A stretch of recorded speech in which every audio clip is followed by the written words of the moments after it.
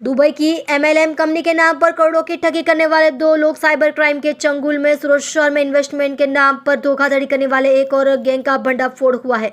सूरत cyber crime branch ने एक tip of के आधार पर रेड मारकर दुबई की एक multi level marketing MLM company में लोगों का पैसा इन्वेस्ट करने वाले दो मुख्य मास्टरमाइंड को गिरफ्तार किया है। पता चला है कि गिरफ्तार आरोपी 24/7 क्लब नाम की वेबसाइट के जरिए लोगों को मेंबर बनाकर लाखों का कमीशन कमा रहे थे।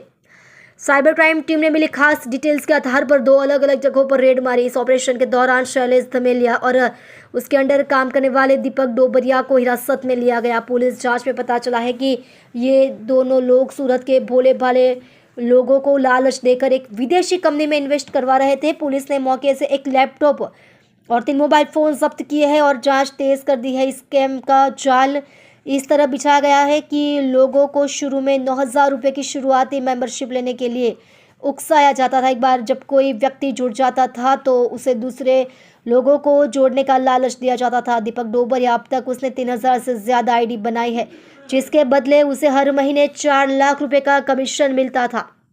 शैलेश धमेलिया उसने खुद 1,500 आईडी बनाई थी और हर महीने 2 लाख रुपए का कमीशन लेता था। चूंकि इस स्कैम के तार दुबई से जुड़े हैं, इसलिए पुलिस अब यह जांच कर रही है कि सूरती लालों की खून पसीने की कमाई किन तरीके, हवाला या दूसरे तरीकों से दुबई भेजी जाती थी। इस नेटवर्क में और कितने लोग शामिल हैं और अब तक कितने करोड़ के ट्रांजैक्शन हो चुके हैं, इसकी जानकारी आने वाले दिनों में पूछताछ में सामने आए।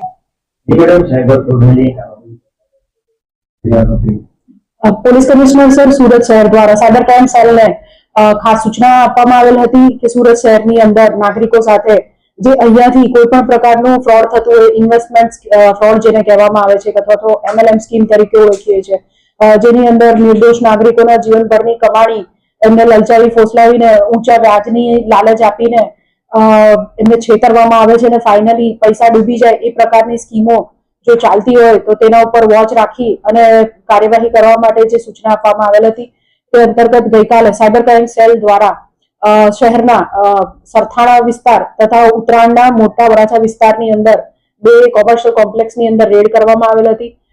મળેલ બાતમીના આધારે રેડ કરતા કુલ સુરત સાયબર ક્રાઇમ સેલ દ્વારા આજરોજ ગુનો દાખલ કરવામાં આવ્યો છે, જેમાં મૂળ 2 આરોપીઓ दीपक भूपतभाई डोबरिया तथा शैलेश नटुभाई धामेलिया बंनेनी धरपकड़ करवामां आवेल छे। गुनानी विगत जोईए तो आ बंने आरोपीओ दुबई बेस 24/7 क्लब नामनी एक कंपनी ना अंडर काम करता हता तथा एना माटे एक फेक वेबसाइट बनावेल हती। आ लोको सामान्य नागरिकोने बोळवीने રૂપિયા 9,000 થી શરૂ કરી જેટલું પણ તે રોકાણ કરી શકે એટલું રોકાણ એમની પાસે કેશમાં રૂપિયા લઈને કરાવતા હતા। આ કરવામાં આવેલ રોકાણ બદલ તેઓને એક ફેક વેબસાઇટની અંદર લિંકથી લોગિન કરાવવામાં આવતું હતું અને એક જે ભોગ બનનાર છે અથવા તો એક જે વ્યક્તિ પાસે આવું રોકાણ કરવામાં આવે તે બીજા વ્યક્તિને પણ પોતાની આઈડીની નીચે રોકાણ કરાવે તો તમને કમિશન મળશે એમ કરી સેબી કે આરબીઆઈના કોઈ પણ પ્રકારના લાયસન્સ વગર આખી મલ્ટી લેવલ માર્કેટિંગની સ્કીમ ચલાવતા હતા। વ્યક્તિઓ જે છે જે ભોગ બનનાર છે એ લોકોને 10 થી 11% જેટલી અને પોતાના નાણાં લગભગ 3 ગણા જેટલી કરી આપવાની લાલચ આપવામાં આવતી હતી।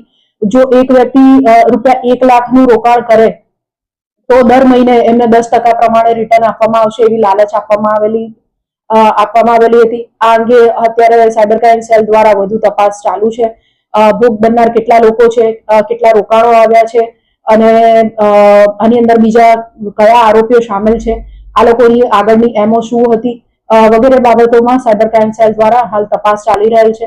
आमां आरोपी दीपक भूपतभाई डोबरिया जेनी अंदर शैलेश नटुभाई धामेलिया काम करता हता। आ लोकोए लगभग घणा बधा लोकोने आ प्रकारनी स्कीमनो भोग बनाव्या छे अने एनुं कमिशन मोटी मंथली ए लोको बहु मोटुं कमिशन नाणांनुं आ बाबत माटे मेळवता हता। साइबर क्राइम सेल द्वारा आने लगत जे हिसाबोनी डायरीओ छे, लैपटॉप, मोबाइल फोन वगैरह गुनाने लगती सामग्री पण कब्जे करवामां आवी छे, जे अंगे વધુ તપાસ અત્યારે ચાલુ છે। દુબઈની જે કંપનીની વાત આવી તો કઈ રીતનું કંપનીમાંથી ઇન્વેસ્ટમેન્ટ થતું, કઈ રીતનું રોકાણ અહીંયા આવતું, રોકાણ અહીંયાથી અત્યારે યુએસડીટી વગેરે વિશે અત્યારે કશું કહી ન શકાય। હજુ ગઈકાલે રેડ થઈ છે અને તપાસ ગુનાની ચાલુ છે।